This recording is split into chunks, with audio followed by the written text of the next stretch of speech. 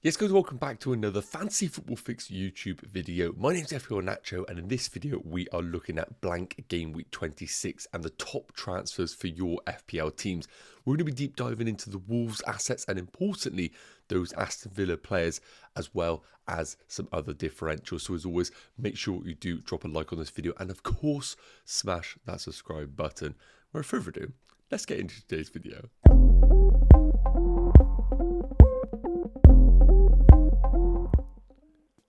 So first up, as I mentioned, I really think we do need to take a look at this Wolves pair of Neto and Hwang, a very, very popular purchase for a lot of FPL managers right now in the community.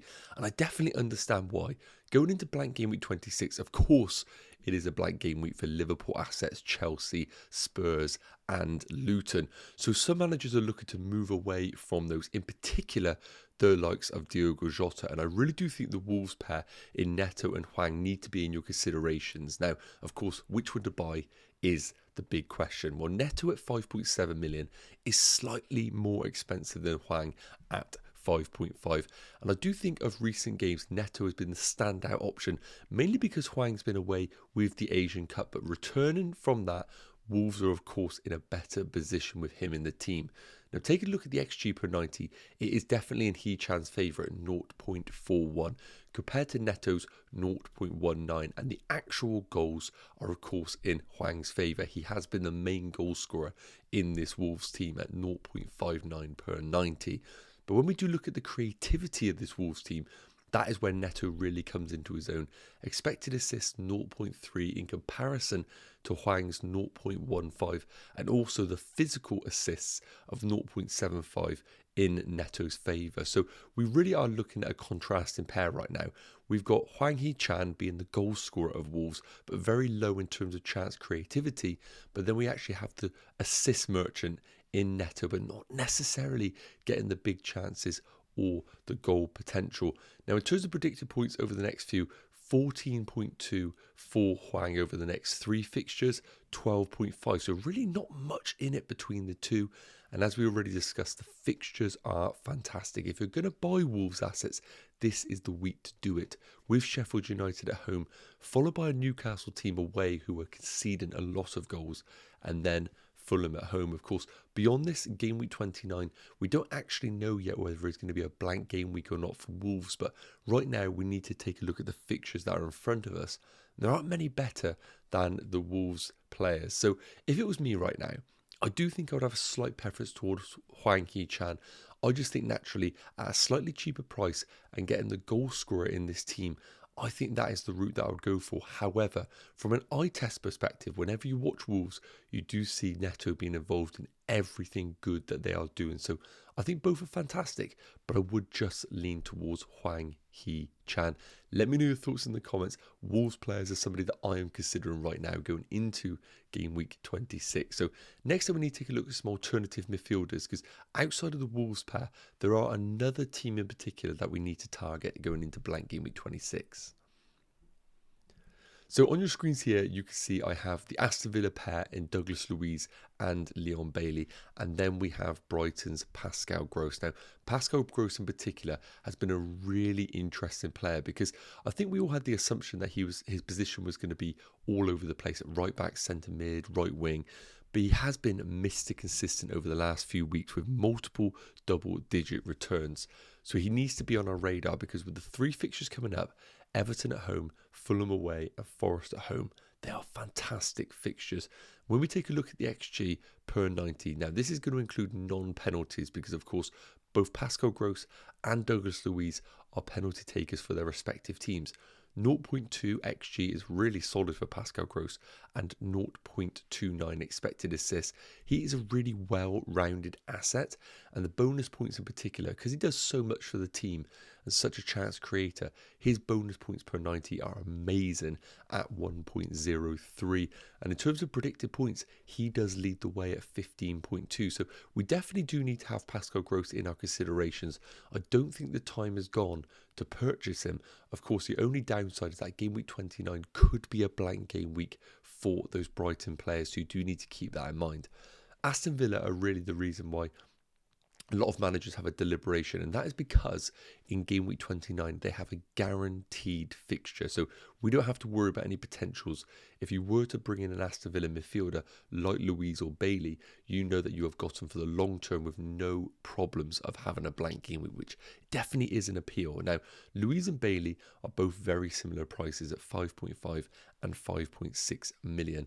Bailey being the more explosive asset by far, 0.28 xg per 90 without penalties compared to Douglas Luiz's 0.13 without penalties. Now, of course, the big appeal for Douglas Luiz is he is the penalty taker and also takes a lot of corners and direct free kicks. So when we do take into equation penalties, it does bump him up to the same sort of standard as Leon Bailey. Now, in terms of expected assists, Leon Bailey does lead the way once again at 0.39 compared to the 0.18 of Douglas Luiz. But the bonus points, again, because he is so involved in the game throughout the full 90 minutes, Douglas Luiz is the better option in terms of bonus points. And the main reason being for that is because Leon Bailey's minutes are sometimes shortened. I don't think he's a rotation risk. I think there is a lot of talk about him being rotated week in, week out. That isn't the case. The only games that he's really missed has been due to slight knocks or injuries. So when he does play, I think he definitely is in the starting 11, but I don't think he's necessarily a 90-minute man. We do see later on in the games people like Diaby or Tielemans at times come in to replace Bailey. So if we're looking to buy an Aston Villa midfielder, it really depends what kind of FPL manager you are. For me, if you want the safe pick, Douglas Luiz is your man. Yes, his open play XG and expected assists aren't that high, but he's going to play 90 minutes in every single game, and he is very good on the bonus points. Leon Bailey, on the other hand, 70 minutes of Leon Bailey, I do think at times is going to be better than 90 minutes of Douglas Luiz, but we do have to anticipate early substitutions and also potential rotation at times with him. So if it was me, I do think I would go for Douglas Luiz, even though it is very, very boring. It ticks all the boxes of him being consistently playing and, of course, them having fixtures.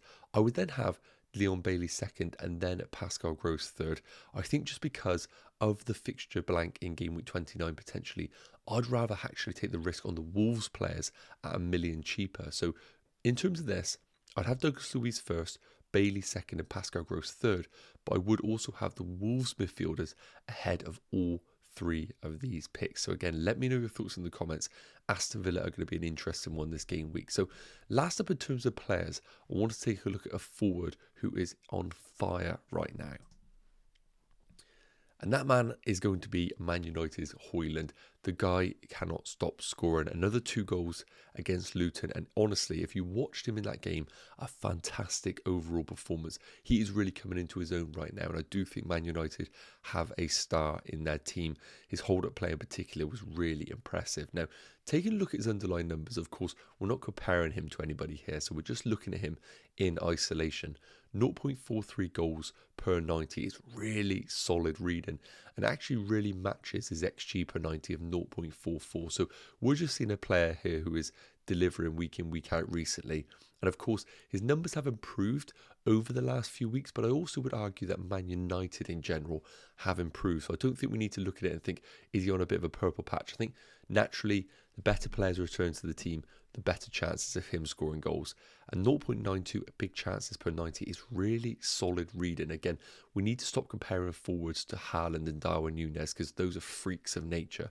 0.92 big chances per 90 is actually really solid reading. Now, in terms of the predicted points over the next 3 game weeks, 11.4 is not too bad at all. Fulham at home and Everton at home in the next 3. They do have Man City away in the meantime, but I do think Man United have the ability to hurt them. We saw Chelsea at the Etihad really hurt them in transition periods, and Man United have been building up their team in order to hurt teams in transitions. And I really think Højlund's actually a good player for that Man City game. So even though they have them, I actually view that as one of the better fixtures of the 3 controversially. The only way I think Man United won't get chances if City just completely swamp them and United can't get out of their own half. But what I saw from Chelsea, I think they have the same tools as them to be able to hurt them in that fixture. So Højlund's a very difficult player to buy right now. If I was on wildcard, then I do think I would bring him in because I think he's an exciting player and you do get real nice differential for the Fulham game and the Everton game. Could be a blank in game week 29, but again, a lot of the teams that we are looking at right now are potentially blanking is sometimes we need to just take a look at the fixtures that we have in front of us. Now, the only problem with this is because of such amazing forwards in the game right now, Dominic Solanke doubling in game week 28 makes it very difficult to justify going for Højlund. But if you were looking for a bit of a differential strategy, I really do like Højlund. I think he's going to continue scoring in this Man United team. So last time we need to take a look at predicted points for game week 26, because this is going to really help with who to captain in this game week. So here I have the top 10 predicted points for blank game week 26, and of course Erling Haaland is leading the way at 6.8. I think for those that triple captained him in double game week 25, got quite unlucky, to be honest. He put up some fantastic numbers and just couldn't score those chances, which is very unusual for Erling Haaland, but he still remains the best option for game week 26. But I do think there is a case for Bukayo Saka. He's in fantastic form right now on penalties and against a Newcastle team who are shipping goals right now. I think he's a great differential if you want to move away from Erling Haaland. Now, Neto Hee-chan makes the list in the top 3 at 5.8 and kind of justifies the narrative of him being one of the best transfers into your team this game week. Also Neto at 5.3, not too far off Neto Hee-chan. Watkins being an ever-present in all of these predicted points, and another reason why we just can't consider selling him, especially with a game in game week 29 guaranteed. And then we also have some of the other players we discussed in Douglas Luiz and of course in Pascal Gross. I do think there is an argument maybe to invest in Odegaard, but right now very difficult to justify with so many other cheaper alternatives out there in the game. So those are the predicted points. If you are looking to captain, I do think it's between Haaland and Saka. I do think Saka could be a fantastic differential this game week. So that is going to wrap up today's video, guys. I really hope it's provided some value. As always, if you have any questions, please do fire them off in the comment section. I'll be sure to answer them over the next 24 or 48 hours. Have an amazing day. Make sure you do drop a like, smash the subscribe button, and I'll see you in the next video. Take care. Cheers.